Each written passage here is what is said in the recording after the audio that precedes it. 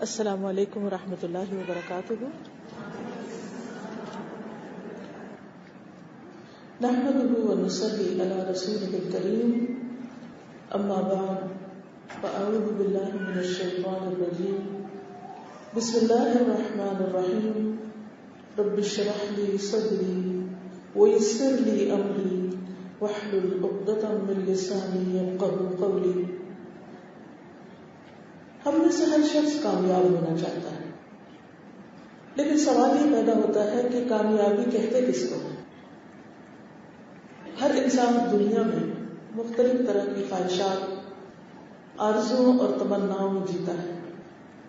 بہت سے لوگ یہ سمجھتے ہیں کہ ان آرزوؤں کی تکمیل یا خواہشات کے پورا ہونے کا نام کامیابی ہے. انسان جب کسی کے اندر کوئی خوبی دیکھتا ہے تو وہ چاہتا ہے کہ یہ میرے اندر بھی آ جائے. کسی کا مال و دولت دیکھتا ہے تو سوچتا ہے کہ یہ بہت کامیاب انسان ہے، کاش میرے پاس بھی مال و دولت کے ڈھیر ہوتے. کسی کی بڑی ڈگری دیکھتا ہے تو سوچتا ہے کہ کامیابی اسی کا نام ہے کہ اعلیٰ ترین ڈگری حاصل کر لی جائے. اور اسی طرح اور بہت سی چیزیں جن سے ہم سب اٹریکٹ ہوتے ہیں، جن کو ہم کامیابی کا نشان یا سائن یا سمبل سمجھتے ہیں کہ ان چیزوں کا حصول کامیابی ہے. لیکن کیا واقعی ان سب چیزوں کو پا کر انسان خوش ہو جاتا ہے؟ کیا ان سب چیزوں کے حصول کے بعد انسان کے اندر اطمینان اور خوشی کی لہر مستقل طور پر دوڑتی، یا ایک لہر ہوتی ہے جو آتی ہے اور پھر چلی جاتی اور اس کے بعد انسان پھر کسی اور چیز کے پیچھے دوڑنے لگتا ہے؟ حقیقت یہ ہے کہ اس دنیا میں کامیاب ہونے کے لیے جتنے بھی سٹینڈرڈ رکھے گئے ہیں یا جو بھی معیار رکھے گئے ہیں وہ حقیقی کامیابی نہیں، وہ عارضی اور وقتی کامیابی ہے. لیکن اصل کامیابی کیا ہے اور اصل کامیاب کون ہے؟ اس کا معیار اور اس کا کرائیٹیریا ہمیں اللہ رب العزت نے دیا، اور وہ کیا ہے؟ فَمَنْ زُحْزِحَ عَنِ النَّارِ وَأُدْخِلَ الْجَنَّةَ فَقَدْ فَازَ. مَنْ زُحْزِحَ عَنِ النَّارِ، جو آگ سے بچا لیا گیا، وَأُدْخِلَ الْجَنَّةَ، اور جنت میں داخل کر دیا گیا، فَقَدْ فَازَ، تو وہ حقیقت میں کامیاب ہو گیا. وَمَا الْحَيَاةُ الدُّنْيَا إِلَّا مَتَاعُ الْغُرُورِ، اور جہاں تک دنیا کی زندگی کا تعلق ہے تو وہ دھوکے کے سامان کے سوا کچھ بھی نہیں. دھوکہ یا سراب کیا ہوتا ہے کہ انسان کسی غیر حقیقی چیز کو حقیقی سمجھنے لگتا ہے. ایک پیاسا انسان جس کو پیاس کی شدت نے ستا رکھا ہو، وہ دور چمکتی ریت کو پانی سمجھ کر اس کی طرف دوڑتا ہے، لیکن جب اس تک پہنچتا ہے تو دیکھتا ہے کہ یہاں تو کوئی پانی نہیں، یہ تو سراب تھا، یہ تو چمکتی تپتی ریت تھی. اسی طرح انسان اس دنیا میں بہت سی چیزوں کو دیکھ کر یہ سمجھتا ہے کہ شاید یہ اس کی منزل ہے. ایک کے بعد ایک چیز کو آزماتا ہے کہ شاید اس میں خوشی، راحت اور سکون کا سامان ہو. لیکن حقیقت یہ ہے کہ جب انسان کسی بھی ایک چیز کو پا لیتا ہے اور اس کا مزہ چکھ لیتا ہے تو تھوڑے ہی دن کے بعد اس کا دل بھر جاتا ہے. یہاں کی کوئی خوشی، یہاں کی کوئی کامیابی، یہاں کی کوئی بلند سے بلند منزل حقیقی کامیابی نہیں ہے، یہ دراصل دھوکے کا سامان ہے. لیکن کیا اس کے لیے کوشش نہ کی جائے؟ ہاں، اس کے لیے کوشش کی جائے، لیکن اس سے بڑھ کر کسی اور چیز کے لیے بھی کوشش کی جائے. اور وہ کیا ہے؟ وہ ہے آخرت کی منزل. من زحزح عن النار وادخل الجنہ، جو آگ سے بچا لیا گیا اور جنت میں داخل کر دیا گیا، جو جنت میں پہنچ گیا، جس کو جنت کے درختوں کی چھاؤں میسر آ گئی، جس کو جنت کی نہریں دیکھنے کا موقع مل گیا، اور ان سب چیزوں سے بڑھ کر جسے رب العالمین کا چہرہ دیکھنے کو مل گیا، در حقیقت کامیاب وہ ہوا. لیکن اس کامیابی تک کیسے پہنچا جائے؟ وہ کامیابی کیسے حاصل کی جائے؟ اس کے لیے ہم سب کو غور و فکر کرنا چاہیے. آپ کسی بھی ڈکشنری میں دیکھیں، دنیا کے کسی بھی مقام پر دیکھیں کہ کامیاب عورت کے لیے کیا کرائیٹیریا مقرر کیا گیا ہے. تو عموماً آپ دیکھیں گے کہ جو موجودہ دور کے کامز ہیں اس میں یہ ہے کہ وہ انڈیپینڈنٹ ہو، فرد پر بھروسہ نہ کرتی ہو، اس کے پاس خود اس کے اپنے ہاتھ میں کوئی چیز ہو کہ وہ اپنے آپ کو خود سسٹین کر سکے، مشکل وقت میں اپنے آپ کو سنبھال سکے، اس کے پاس اچھی جاب ہو، اچھا کام ہو، وہ مضبوط ہو، اسٹرانگ ہو اور کسی پر بوجھ نہ ہو. یہ سب معیار کس لیے مقرر کیا گیا؟ تاکہ وہ خوشیاں حاصل کر سکے. جب وہ فائنینشلی اسٹرانگ ہوگی، جب ایموشنلی اسٹرانگ ہوگی تو وہ کامیاب ہو جائے گی.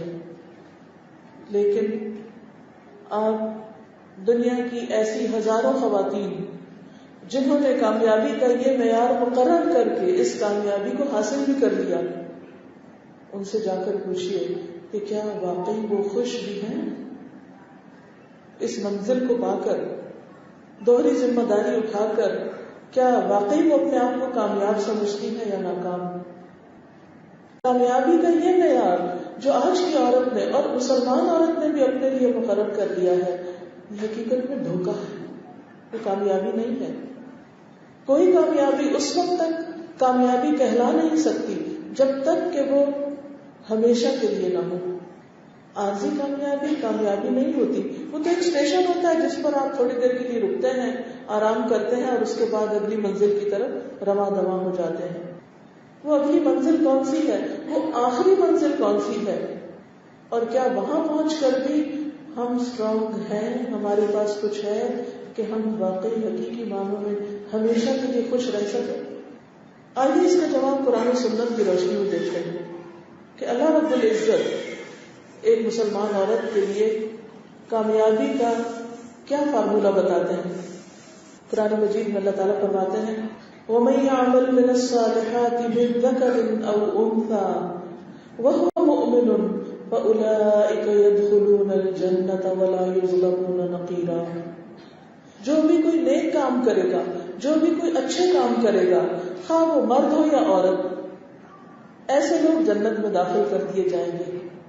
شرط یہ ہے کہ وہ مومن ہو، ان کے اندر ایمان ہو اور ان پر کھجور کے اندر پتلی کے پیچھے چھوٹے سے گڑھے یا نقطے برابر بھی ظلم نہ کیا جائے گا. اتنا سا ظلم بھی ان پر نہ ہوگا. ان کی تمام کوششوں کا پورا پورا بدلہ انہیں دے دیا جائے گا. گویا ہمارے لیے کامیابی اس میں ہے کہ ہم کچھ بھی کریں، ہم کہیں پر بھی ہوں، لیکن ہمارا وہ کام، ہمارا وہ عمل اللہ کی نگاہ میں عمل صالح قرار پائے، وہ نیک عمل قرار پائے.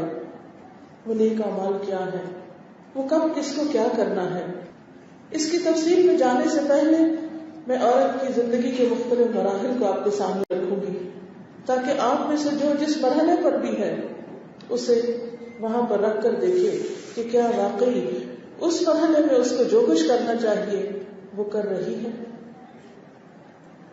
ہمارے معاشرے میں جب ایک بچی پیدا ہوتی، لڑکی پیدا ہوتی، تو عام طور پر اس کا استقبال کس طرح کیا جاتا ہے؟ اگر کسی ماں کے پاس کئی بیٹے بھی ہوں، لیکن جب بیٹی پیدا ہوتی ہے تو تھوڑی دیر کے لیے دل دھڑکتا ضرور ہے اور دل کے اندر ایک عجیب سا خیال ضرور آتا ہے. کسی بیٹی کی پیدائش پر کتنی بھی خوشی ہو، لیکن ساتھ ہی ایک اداسی اور ایک غم کی لہر بھی آتی ہے کہ ایک دن یہ بیٹی ہمیں چھوڑ جائے گی.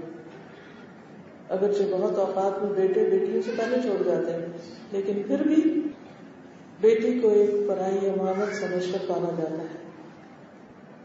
مشرکین مکہ دور جاہلیت کے لوگ، وہ تو بیٹی کی پیدائش پر شدید غم کا شکار ہو جاتے تھے.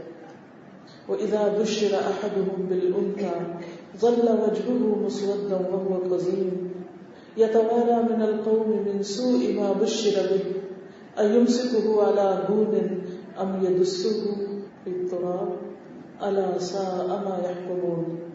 جب ان میں سے کسی کو بیٹی کے پیدا ہونے کی خوشخبری دی جاتی ہے تو وہ غم سے بھر جاتا ہے، اس کا چہرہ سیاہ ہو جاتا ہے، وہ غم کے گھونٹ پینے لگتا ہے، سوچتا ہے کیا ذلت کے ساتھ اس کو لیے رکھے یا اسے مٹی میں دبا دے. سنو خبردار، کتنا برا فیصلہ ہے جو یہ کرتے ہیں. لیکن ایک مسلمان گھرانہ اس سے مختلف ہوتا ہے. اس میں اگر کلچر کے اثرات کے تحت بچی کو بہت خوشی سے ویلکم نہیں بھی کیا جاتا، میجورٹی کی بات کر رہی ہوں، تو بھی وہ اس کو رحمت، شفقت، پیار، محبت سے پاتے ہیں.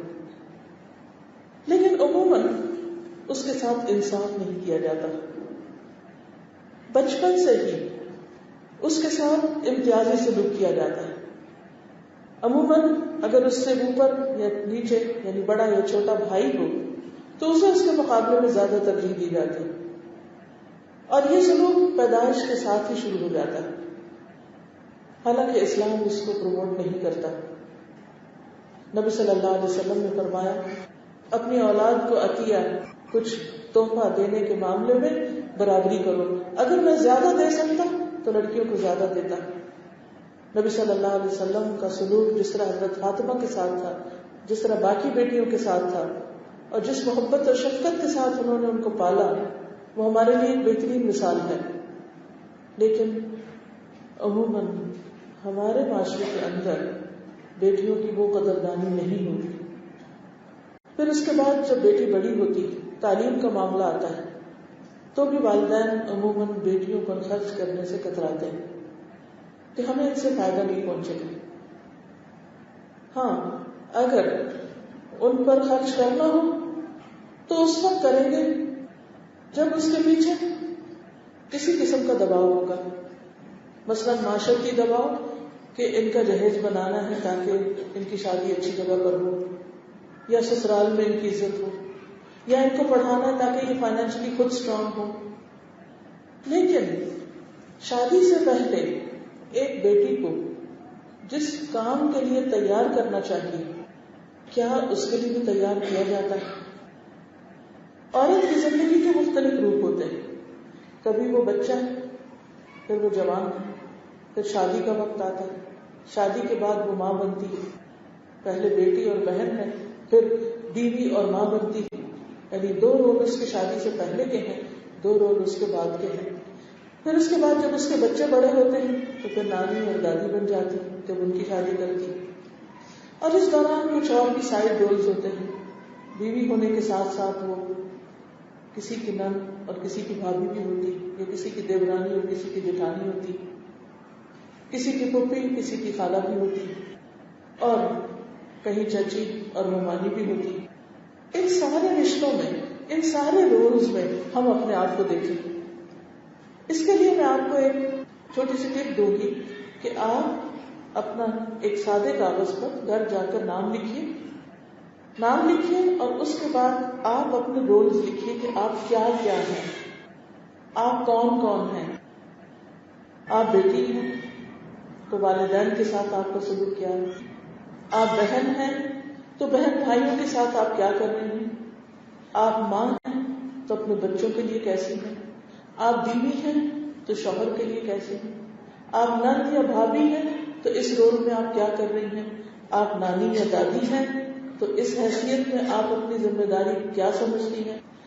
اور اسی طرح باقی دور کے رشتے، پھوپھی، خالہ، ممانی، چچی، اور پھر ساس اور باقی سسرالی رشتے، اس میں آپ کیا کیا ہیں، اور ان ساری حیثیتوں میں آپ کی ذمہ داری کیا ہے. اگر ہم بندوں کے درمیان رہتے ہوئے ان تمام رشتوں کو صحیح طور پر نبھا رہے ہیں اور ہمیں معلوم ہے کہ ان سب کے ہمارے اوپر حقوق کیا ہیں اور ان سب کے معاملے میں ہماری ذمہ داری کیا ہے، تو ہم عمل صالح کر رہے ہیں. کیونکہ جنت میں جانے کا وعدہ کس سے ہے؟ عمل صالح کرنے والے کے ساتھ. چاہے ہم بیٹی ہیں یا ماں ہیں، بہو ہیں یا ساس ہیں، پھوپھی ہیں یا بھتیجی ہیں، خالہ ہیں یا بانجی ہیں، نانی ہے یا نواسی ہے، دادی ہے یا پوتی ہے، کچھ بھی ہے، اس خاص رول میں، اس خاص حیثیت میں ہماری ذمہ داری کیا بنتی ہے. کیا ہمیں یہ معلوم ہے؟ اور اگر ہمیں یہ معلوم نہیں تو ہم اپنے آپ کو نقصان دے رہے ہیں. کامیاب عورت کے لیے سب سے پہلی اور اہم بات یہ ہے کہ وہ اپنے آپ کو پہچانے کہ میں کون ہوں. Who am I؟ میں صرف ایک عورت ہی نہیں، میں صرف ایک لڑکی ہی نہیں، میں ایک انسان ہوں، اور انسان بھی مسلمان ہوں، اور مسلمان ہونے کی حیثیت سے مجھ پر کچھ فرائض عائد ہوتے ہیں، اور کل قیامت کے دن مجھ سے ان کے بارے میں پوچھا جائے گا۔ اگر میں نے اپنے یہ سارے ٹیسٹ پاس کر لیے، ایمان کے ساتھ سارے ٹیسٹ پاس کر لیے، تو انشاءاللہ جنت میں داخلہ ہوگا۔ لیکن اگر حقوق العباد کے یہ ٹیسٹ فیل کر دیے تو نہ میری شکل و صورت دیکھی جائے گی، نہ میرا مال دیکھا جائے گا، نہ اسٹیٹس دیکھا جائے گا، نہ میری ڈگری دیکھی جائے گی، نہ میرا جاب دیکھا جائے گا، کچھ بھی نہیں۔ یہ دیکھا جائے گا کہ میں انسانوں کے درمیان رہتے ہوئے اپنے رول کو کس طرح نبھا کر آئی ہوں، اور پھر مسلمان کی حیثیت سے صرف ان رشتوں ہی کی پاسداری نہیں، ہمارا وہ تعلق جو اپنے رب کے ساتھ ہے، جو اپنے رسول صلی اللہ علیہ وسلم کے ساتھ ہے، جو دیگر مسلمانوں کے ساتھ ہے، اس کے بارے میں بھی ہمیں اپنی ذمہ داری کو سمجھنا ہے کہ اس رول میں ہم کیا کر رہے ہیں۔ ہمارے اللہ پر ایمان، اسلام، اطاعت، فرمانبرداری اور قنوت اور خشوع اور اللہ تعالیٰ کی حدود کی پاسداری، اللہ کے احکام کی پاسداری اور اللہ کی یاد، ان سب کا حال کیا ہے۔ تو گویا ایک طرف ہم نے یہ دیکھنا ہے کہ اللہ تعالیٰ کے بارے میں ہمارے جو فرائض ہیں، جو ہماری ذمہ داریاں ہیں، کیا ہمیں وہ معلوم ہے اور ان کو ہم ادا کر رہے ہیں؟ کیا نبی صلی اللہ علیہ وسلم کے ساتھ ہمارا جو تعلق ہے اور ان سے متعلق جو ہماری ذمہ داریاں ہیں، کیا ہم وہ ادا کر رہے ہیں آپ کی امتی ہونے کی حیثیت سے؟ کیا دیگر مسلمانوں کے ہم پر جو حقوق ہیں، کیا ہم ان کو پورا کر رہے ہیں؟ اور اگر نہیں کر رہے اور ہمیں اس کا علم نہیں اور ہم ان کی پابندی نہیں کر رہے تو کامیابی ممکن نہیں۔ شادی سے پہلے کا رول ایک عورت کا تیاری کا رول ہے، پریپریشن کا ہے، جس میں اسے علم بھی حاصل کرنا ہے، اور صرف اسے اسکول، کالج، یونیورسٹی کسی خاص پروفیشنل ڈگری ہی کا علم حاصل کرنا کافی نہیں۔ جتنے بھی میں نے ایک عورت کے مختلف رول بتائے ہیں یا جو ممکنہ رول ہیں انسانی رشتوں کے اعتبار سے یا دینی تعلق کے اعتبار سے، ان سب کے بارے میں جاننا بہت ضروری ہے، کیونکہ اس کے بارے میں ہم سے سوال کیا جائے گا، ان کے بارے میں ہم سے پوچھا جائے گا۔ یہی اعمال صالح ہیں، یعنی نیک اعمال ہم کس کو کہتے ہیں؟ جب کسی سے پوچھا جائے تو عام طور پر لوگ 2-4 چیزیں گنوا دیتے ہیں، نماز پڑھنا، روزہ رکھنا، حج کرنا، زکوٰۃ دینا، یا پھر لوگوں کے ساتھ اچھا اخلاق برتاؤ کرنا، لیکن اس کی ڈیٹیل میں نہیں جاتے کہ مختلف کام ہم نے کرنے کیا ہے، وہ چیک لسٹ کہاں ہے ہماری، کہاں رکھی ہوئی ہے کہ جو ہمیں واقعی کرنی ہے۔ ہم مختلف جب کام کرنے ہوتے ہیں تو اپنے پاس لکھ لیتے ہیں، شاپنگ کو جانا ہے، کیا کیا لے کر آنا ہے، گروسریز کیا کیا گھر میں ختم ہے، کچن میں کیا ختم ہے، گرمیاں آ رہی ہیں، کپڑے ہیں یا نہیں ہیں، اسکول کھلنے والے ہیں، بچوں کے یونیفارم ہیں یا نہیں، مہمان آنے والے ہیں، کھانا بنانے کے لیے، پارٹی کے لیے کیا ارینجمنٹس ہیں۔ ہمارے ہم اور غم، ساری ایکسپرٹیز صرف اس میں چلی جاتی ہے، ہمارا سارا ٹیلنٹ اور ہماری ساری جسمانی قوت، ہماری ذہنی قوت، ہمارا سب کچھ اسی کے اندر رہ جاتا ہے۔ اور اگر ہم پہننا اوڑھنا اچھا جانتے ہیں، کھانا اچھا بنانا جانتے ہیں، یا گھر اچھا سجانا جانتے ہیں، یا بچوں کو ہم اچھا پہنانا جانتے ہیں، تو لوگ مثالیں دیتے ہیں کہ شی از این آئیڈیل وومن، بہت ہی کامیاب خاتون ہے۔ یا پھر اس کے علاوہ اگر ڈگری اچھی ہے یا دنیا میں کوئی مقام پیدا کر لیا ہے تو عام طور پر لوگ اس کو آئیڈیلائز کرنے لگتے ہیں کہ فلاں بہت سکسیسفل وومن ہے کیونکہ اس نے بہت نام کمایا ہے۔ کیا یہ ہے کرائیٹیریا سکسیس کا؟ نہیں۔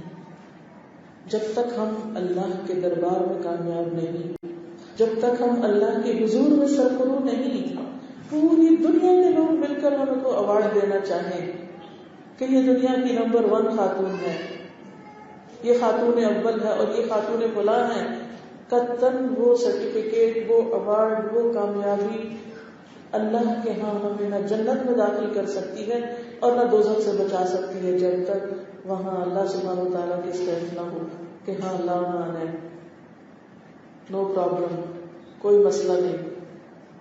ہاں یہ سکسیسفل ہے، کامیاب ہے، جب تک وہاں سے ٹک مارک نہیں ہوتا اس وقت تک بات نہیں بنے گی.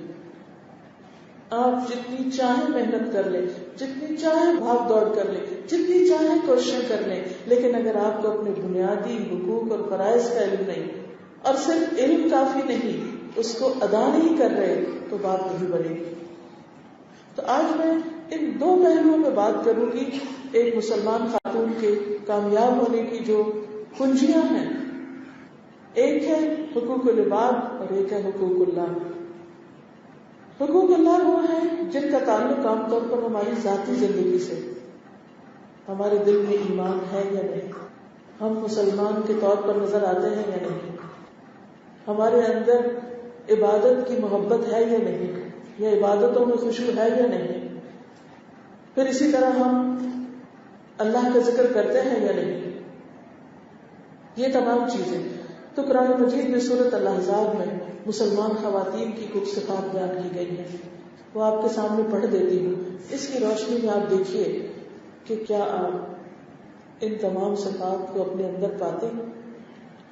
اللہ تعالیٰ فرماتے ہیں ان المسلمین والمسلمات والمؤمنین والمؤمنات والقانتین والقانتات والصادقین والصادقات والصابرین والصابرات والخاشعین والخاشعات والمتصدقین والمتصدقات والصائمین والصائمات والحافظین فروجهم والحافظات والذاکرین اللہ کثیرا والذاکرات اعد اللہ لهم مغفرۃ واجرا عظیما. یہ صفات جن کے اندر ہو ان کے لیے اللہ نے مغفرت کا وعدہ بھی کیا ہے اور اجر عظیم رکھا ہے، بہت بڑا اجر. کیا ہے یہ صفات؟ مسلمان مرد اور مسلمان عورتیں، مومن مرد اور مومن عورتیں، اطاعت گزار مرد اور اطاعت گزار عورتیں، سچ بولنے والے مرد اور سچ بولنے والی عورتیں، صبر کرنے والے مرد اور صبر کرنے والی عورتیں، خشوع کرنے والے مرد اور خشوع کرنے والی عورتیں، صدقہ دینے والے مرد اور صدقہ دینے والی عورتیں، روزہ رکھنے والے مرد اور روزہ رکھنے والی عورتیں، اپنی شرمگاہوں کی حفاظت کرنے والے مرد اور اپنی شرمگاہوں کی حفاظت کرنے والی عورتیں، اللہ کو کثرت سے یاد کرنے والے مرد اور اللہ کو کثرت سے یاد کرنے والی عورتیں. ان سب کے لیے اللہ نے بخشش اور بہت بڑا اجر تیار کر رکھا ہے. اس میں حقوق اللہ بھی آتے ہیں، حقوق العباد بھی کسی حد تک آتے ہیں. ان صفات کی روشنی میں ہم اپنا جائزہ لیں اور پھر جو میں نے مختلف رولز آپ کو بتائے ہیں ان رولز میں ان سب چیزوں کو دیکھیں کہ ہمارا صبر، ہمارا صدق، ہمارا خشوع، ہماری عاجزی، اطاعت، حیا، یہ سب کس درجے کا ہے، کس لیول کا ہے. کیونکہ اینڈ آف دا ڈے یہ پوچھا جائے گا اور اگر یہ نہیں تو کچھ بھی نہیں. تو سب سے پہلی چیز جو بتائی گئی ہے یہاں پر وہ ہے ان المسلمین والمسلمات.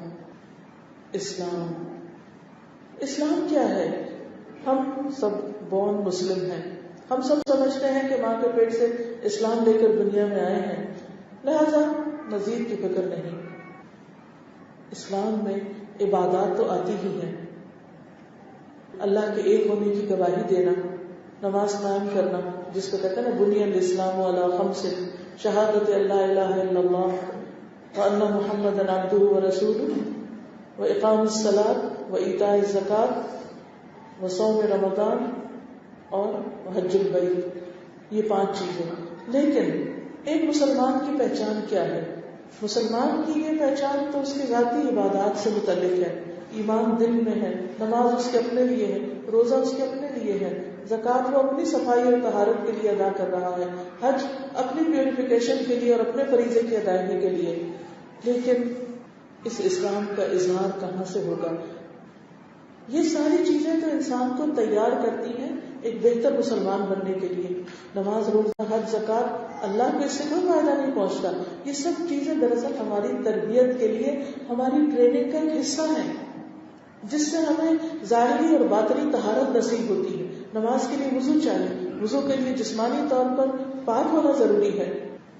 اسی طرح روزہ ہمیں فزیکلی کلین کر رہا ہوتا ہے، زکوٰۃ مال کو کلین کر رہی ہوتی، حج جو جسمانی، مالی اور بہت سی اور عبادتوں کا مجموعہ ہے، اس میں بھی بہت بڑے فائدے ہیں، اجتماعیت کا سبق دیتا ہے، صبر کرنا سکھاتا ہے. لیکن مسلمان کی پہچان یہ ہے کہ اس کا دوسرے انسانوں کے ساتھ تعلق کیسا ہے. المسلم من سلم الناس من لسانه ويده، مسلمان وہ ہے جس کی زبان اور ہاتھ سے دوسرے لوگ، یہ جو روایت میں نے اس وقت آپ کے سامنے رکھی ہے مسند احمد کی ہے، جس میں صرف مسلمون نہیں آتا، من سلم الناس آتا ہے، جس سے دوسرے انسان محفوظ ہو، جس کے ہاتھ اور زبان سے دوسرے انسان محفوظ ہو، یعنی ان کو یہ ڈر نہ ہو کہ یہ ہمیں کوئی نقصان پہنچائے گا، ہماری عزت کو یا ہمارے مال کو یا کسی بھی اعتبار سے ہمیں. آج آپ کامیابی کے اس کرائیٹیریا نمبر 1 پہ اپنے آپ کو رکھ کر دیکھیے کہ کیا واقعی دوسرے انسان ہماری اس زبان سے محفوظ ہیں.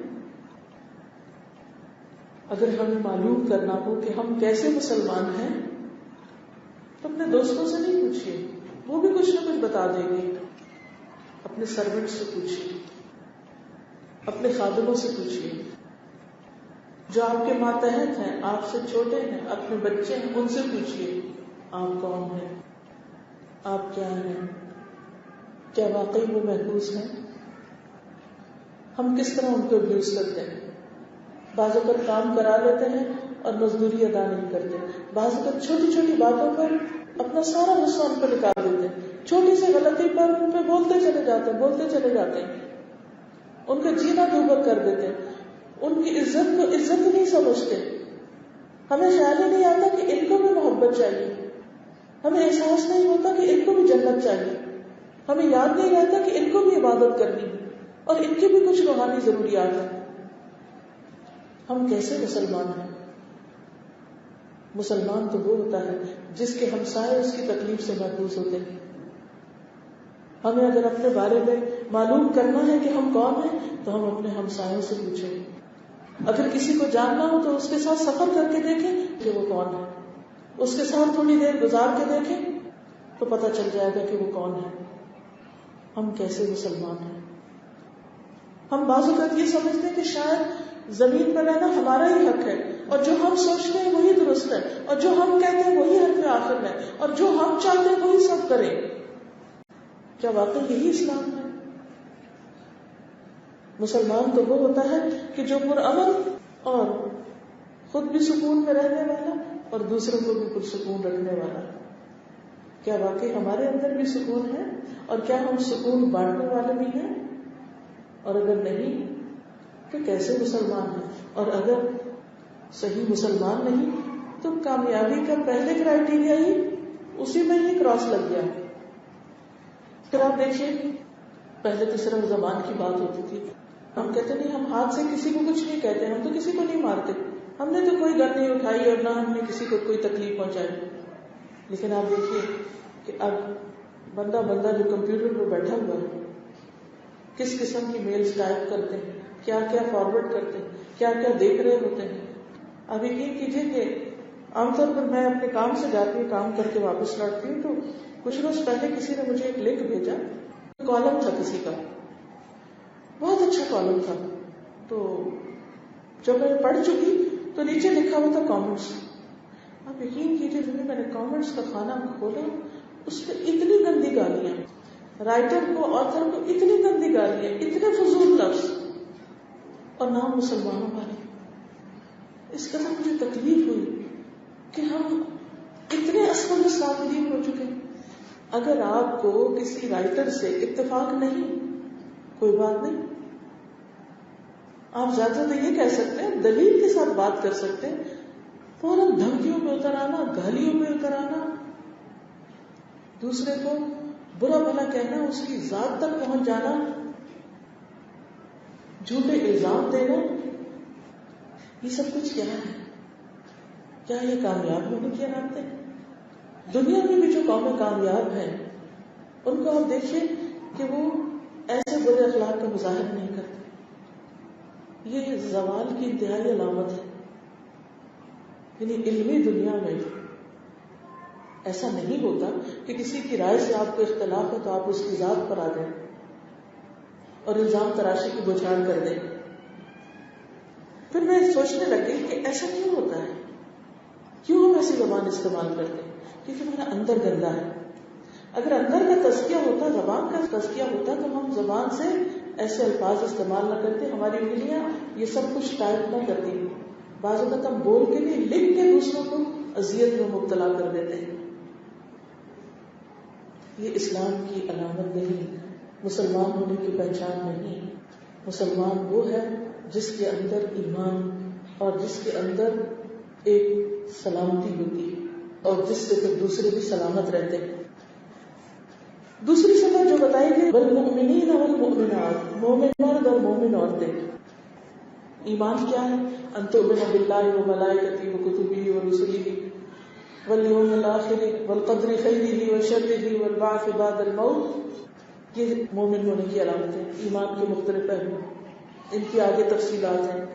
لیکن یہ سب کچھ تو ہم اپنے دل میں رکھتے ہیں، ان سب پر یقین رکھتے ہیں، اللہ پر، رسولوں پر، فرشتوں پر، کتابوں پر، آخرت کے دن پر، اچھی بری تقدیر پر. یہ سب ایمان تو ہم رکھتے ہیں، لیکن صرف دل میں رکھنا کافی نہیں، زبان سے بولنا بھی ضروری ہے. اور صرف زبان سے بول کر بھی بات نہیں بنتی جب تک ہمارے عمل اس کے مطابق نہ ہو، جب تک جوارح میں بھی وہ ایمان نہ جل گئے. یعنی ہماری باطنی کیفیت ہماری ظاہری شخصیت میں جب تک نہ ڈھل جائے، اس وقت تک ایمان نہیں ہے. فضالہ بن عبید کہتے ہیں کہ رسول اللہ صلی اللہ علیہ وسلم نے حجۃ الوداع میں فرمایا، کیا میں تمہیں مومن کے متعلق نہ بتاؤں کہ مومن کون ہوتا ہے؟ فرمایا، مومن وہ ہوتا ہے جس سے لوگوں کے مال اور جان محفوظ ہوتے ہیں. وہاں زبان اور ہاتھ کی بات نہیں، یہاں جان اور مال کی بات ہے. یہ ایمان کی علامت ہے. لیکن آج کیا ہم حرم میں بھی محفوظ ہوتے ہیں، جو کہ ہے ہی امن کی جگہ، حرمن آمنن، کیا وہاں بھی ہم اپنا بیگ رکھ کر بغیر کسی اس کے جا سکتے ہیں واش روم تک؟ وہاں تو کوئی کافر نہیں ہوتا، وہاں تو کوئی نان مسلم نہیں ہوتا، وہاں تو سب مسلمان ہوتے ہیں، وہاں تو سب ایمان کا دعویٰ کرنے والے ہوتے ہیں. لیکن وہاں کیا ہوتا ہے؟ کیا وہاں ہمارے جان مال محفوظ ہے؟ اگر امن والی جگہوں پر محفوظ نہیں تو باقی کہاں محفوظ ہو گئے؟ ہم کیسے مومن ہیں؟ نبی صلی اللہ علیہ وسلم نے فرمایا، مومن عاجزی کرنے والے نرم ہوتے ہیں، اس مانوس اونٹ کی طرح کہ اگر اس کو چلایا جائے تو چلتا ہے، پیچھے سے ہانکا جائے تو بھی چلتا ہے، اگر اس کو چٹان پہ بٹھا دے تو بھی بیٹھ جاتا ہے. یعنی مشکل جگہ پر بھی بیٹھ جاتا ہے. چلنے کو کہیں تو چل پڑتا ہے، ہانکے تو دوڑ پڑتا ہے. یعنی اس کی کوئی انا نہیں ہوتی، وہ مانوس ہوتا ہے، لوگوں کے قریب ہوتا ہے. وہ ایسا نہیں کہ اسٹبن ہو، کولڈ ہو اور کسی بات کو سن کے نہ دینے والا ہو. ایمان کے اس کرائٹیریا پر اپنے آپ کو پرکھیے کہ ہم لوگوں کے لیے کیا ہیں. بعض اوقات ہم کسی کی نہیں سنتے، تو جو ہمارے ذہن میں ہوتا ہے، جو ہماری سوچ میں ہوتا ہے، جو ہم چاہتے ہیں بس وہی ہوتا ہے اور وہی کرنا چاہتے ہیں. آپ دیکھیں کہ گھر میں لڑائی جھگڑے کیوں ہوتے، ساس بہو کا جھگڑا کیوں ہوتا ہے عام طور پر، نند بھابھی کے بیچ میں خلافات کیوں ہوتے ہیں، بہن بھائیوں میں لڑائی جھگڑے کیوں ہوتے ہیں، کیوں زندگیاں حرام ہیں، کیوں رشتے کٹے ہوئے ہیں، کیوں بول چال بند ہے، کیوں برسوں سلام دعا بھی نہیں ہوتا؟ وجہ کیا ہے؟ یہی رویوں میں سختی اور اپنے اندر لچک کا نہ پانا، کسی کی سن کے نہ دینا، صرف اپنی بات سنوانا، صرف دوسروں کو کنٹرول کرنے کی عادت ہونا، یہ سب کو اپنی مرضی کے مطابق ڈھالنا، یہ ایمان کی علامتیں نہیں ہیں. آپ دیکھیے کہ حضرت خدیجہ رضی اللہ تعالیٰ عنہا جو کامیاب ترین خاتون تھی، جن کو دنیا میں جنت کے محل کی خوشخبری دی گئی، موتیوں کے محل کی، جس میں نہ شور و شب اور نہ کسی قسم کی کوئی تھکاوٹ اور نہ کسی قسم کی کوئی پریشانی. کیا کردار تھا ان کا، کیسی خاتون تھی وہ. نبی صلی اللہ علیہ وسلم گھبرائے ہوئے آتے ہیں حرا سے جب پہلی وحی نازل ہوتی، اور وہ کن الفاظ میں ان کی تصدیق کرتی ہیں، کیسے ان کے مددگار بنتی ہیں، کیسی ساتھی ہیں. سب سے پہلے ایمان لے آتی ہیں، کیونکہ وہ اپنے شوہر کو پہچانتی ہیں کہ ان کے شوہر سچے ہیں، صادق ہیں، امین ہیں. وہ ان پر اپنے ٹرسٹ کا اظہار کرتی ہیں.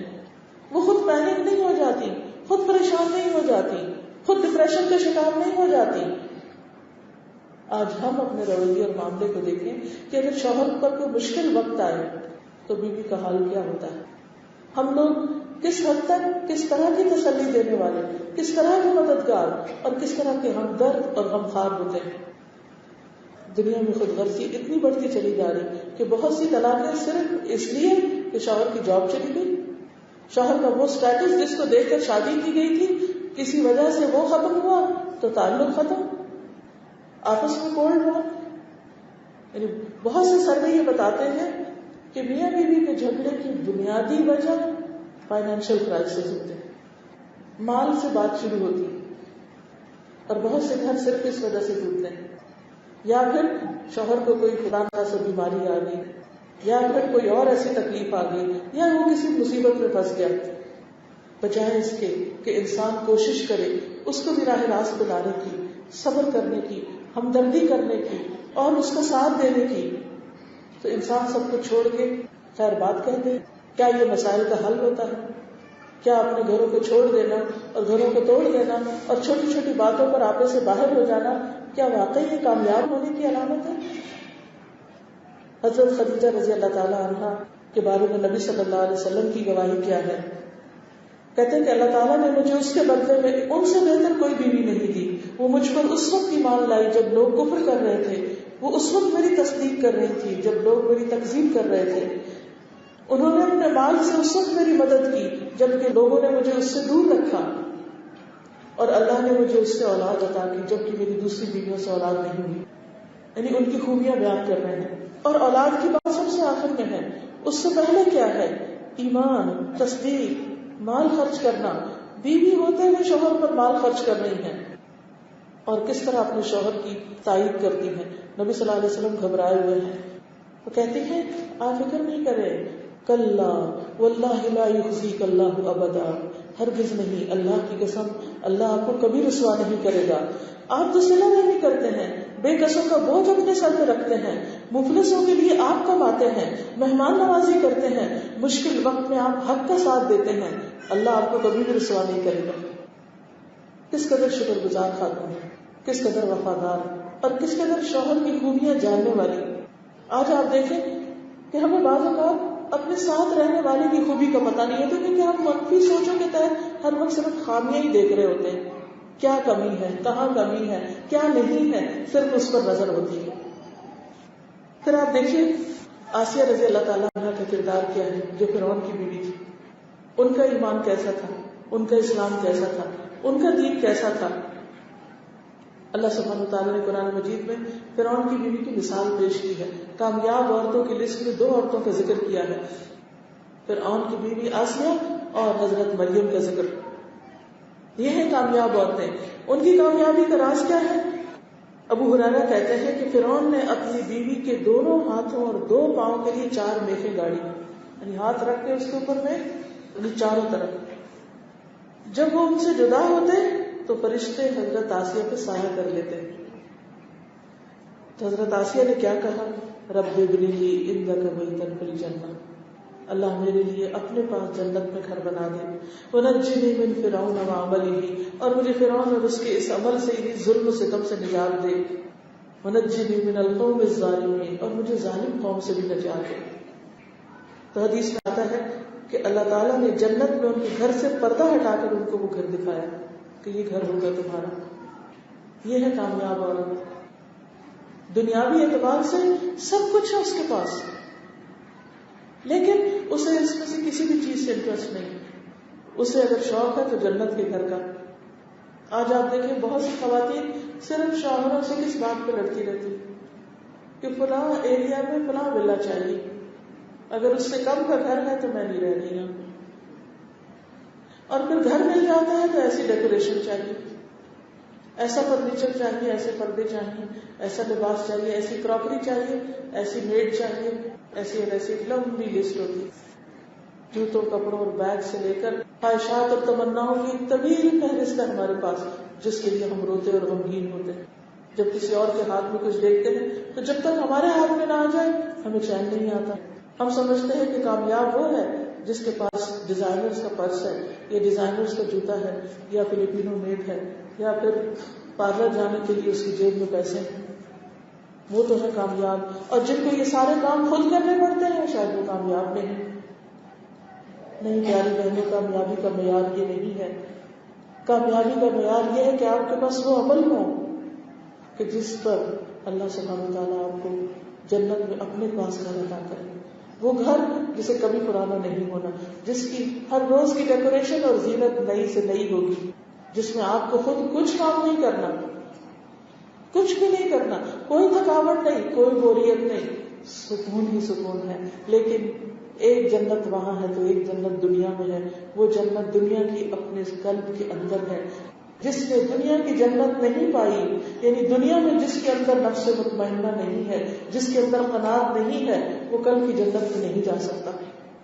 اس جنت کو پانے کے لیے آج یہاں جنت کا ہونا، اس سینے میں ٹھنڈک اور جنت کا ہونا بہت ضروری ہے. اور وہ صرف اس وقت ہو سکتی ہے کہ جب ہم صابر و شاکر ہوں، جو کچھ ہمیں ملا ہے اس پر راضی اور خوش رہنے والے. پھر آپ دیکھیے کہ اسماعیل علیہ السلام کی بیوی کا کردار کیا ہے، حضرت ہاجرہ کا کردار کیا ہے. ابراہیم علیہ السلام جب ان کو وہاں پر چھوڑتے ہیں بے آب و گیا وادی میں، کوئی محل دے کر نہیں آتے، کھانا پانی نہیں دے کر آتے، کوئی سرورت چھوڑ کے نہیں آتے، کچھ بھی نہیں، صرف ایک اللہ کا حکم ہے کہ بیوی بچے کو وہاں جا کے بساؤ. اور وہ ایسی صابر و شاکر خاتون ہے کہ پیچھے آتی ہے، پوچھتی ہیں، اور جب جواب نہیں ملتا تو خود ہی سوال کرتی ہے کہ کیا اللہ کا حکم ہے. اور بیوی کو یہ پتا ہے کہ میرا شوہر اللہ کے حکم پر لبیک کہنے والا ہے، چاہے وہ کتنا ہی مشکل حکم کیوں نہ ہو. تو وہ اس کے راضی ہو جاتی اور بچے کو لے کے واپس لوٹ آتی اس جگہ جہاں اللہ نے وہ گھر بنانا ہے، اپنے گھر کے لیے جو جگہ سلیکٹ کی، اور اس کے معمار ان کی گود میں ہے.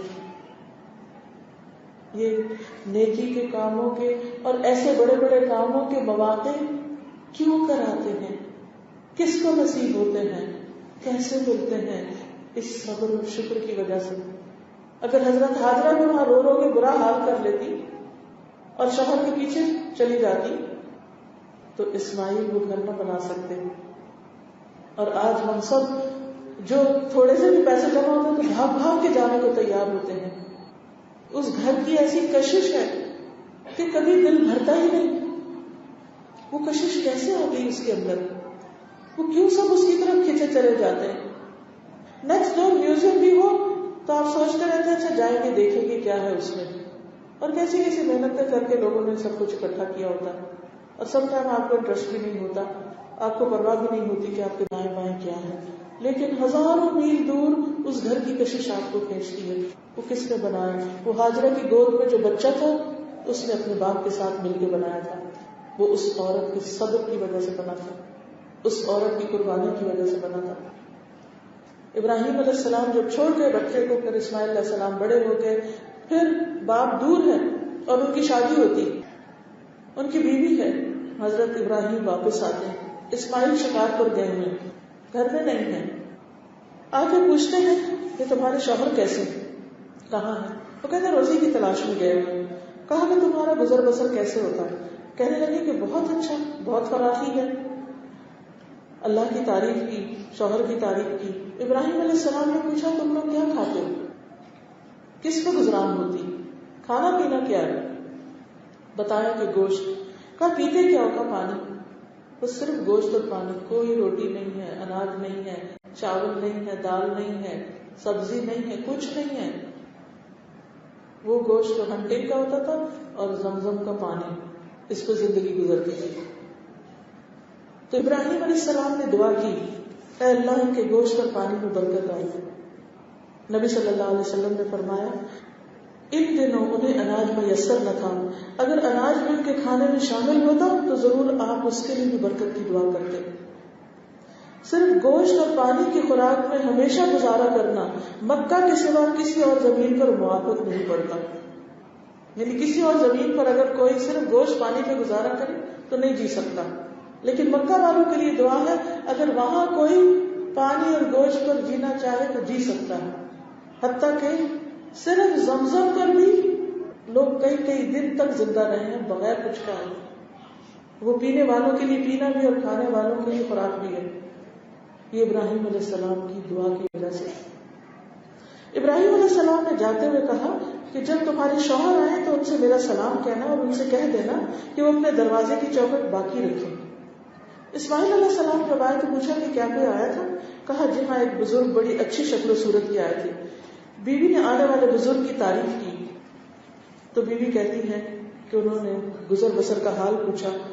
پھر انہوں نے پوچھا کہ تم نے کیا کہا، پھر انہوں نے کیا کہا، وہ ساری گفتگو دہرائی. اسماعیل علیہ السلام نے کہا کہ اور کوئی وصیت کی تو انہوں نے کہا کہ اپنی چوکھٹ باقی رکھنا. کہا کہ یہ میرے والد تھے جو مجھے وصیت کر کے گئے ہیں، چوکھٹ تم ہو اور تمہیں باقی رکھنے کے لیے کہا ہے کہ میں اپنی بیوی کو باقی رکھوں، اپنے ساتھ رکھ دوں. یعنی تمہاری میں نے ایک طرح سے تعریف کی ہے. اب آپ دیکھیے کہ آج کوئی عورت ہوگی جو صرف گوشت اور پانی پہ گزارا کرے کہ گھر میں صرف یہ دو چیزیں ہوں اور وہ کہے سب کچھ ہے، اللہ کا بڑا شکر ہے، ہر نعمت ہے. ہم تو اگر کھانا پکاتے ہوئے ٹماٹر نہیں ہے نا گھر میں اور ٹیسٹ میں 19-20 کا فرق آ گیا اس کی وجہ سے، تو اس پر بھی موڈ آف کر لیں، غصے میں آ جائیں. چھوٹی سی چیز نہیں ہوتی، سب کچھ ہے، ایک چیز نہیں، غصہ آ جاتا اور پھر سارے ماحول کو خراب کر دیتے اور پھر بعد میں بولے چلے جاتے ہیں، تو فائدہ کوئی نہیں ہوتا. جو پکنا تھا پک گیا، جو ہونا تھا ہو گیا، ختم نہ ہو، بھی بس کر دو، ختم کر دو. لیکن ہم اپنی زبانوں سے دوسروں کو سلامت نہیں چھوڑتے. جب تک ہم انہیں ہرٹ نہ کر لیں شاید سے نہیں بیٹھتے. تو یہ ہے کامیاب عورت جس نے کہا کہ اس چوکھٹ کو برقرار رکھنا.